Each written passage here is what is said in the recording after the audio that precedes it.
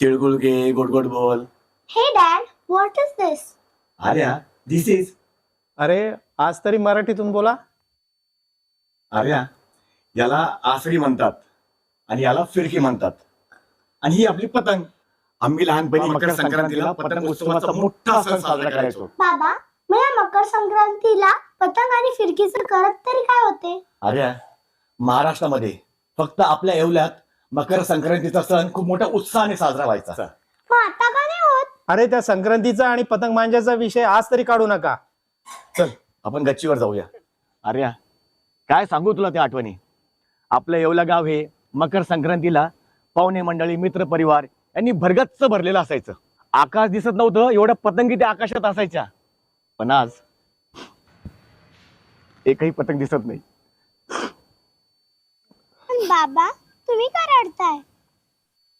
अगं त्यावेळेस नायलॉन मांजामुळे आपल्या येवल्यातील अनेकांचे, जसे लहान मुले, पक्षी यांचे गळे कापले गेले आणि कित्येक जण तर मृत्युमुखी पडले. पण बाबा, तुम्ही हा नायलॉन मांजा बंद का नाही केला? सर्वांनी खूप प्रयत्न केले.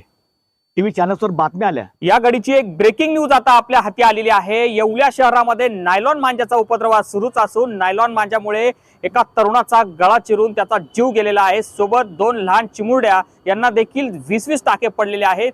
नायलॉन मांजाचा हा वापर येवला शहरामध्ये का होतोय हा सवाल आता निर्माण झाला आहे. या वर्षी येवलेकरांनी संक्रांत सण साजरा न करण्याचा निर्णय घेतलेला आहे. त्यामुळे खरंच खऱ्या अर्थानं संक्रांतीवर संक्रांत आली का हे आता पाहावं लागणार आहे.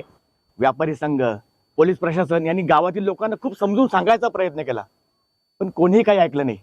आणि तेव्हापासून नायलॉन मांजाचं प्रमाण वाढतच गेलं. अनेकांचे बळी गेले.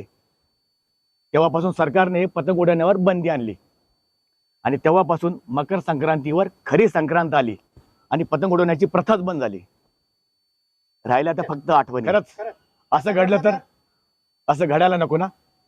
मग आजच नायलॉन मांजाचा वापर बंद करा, नाहीतर राहतील फक्त आठवणी.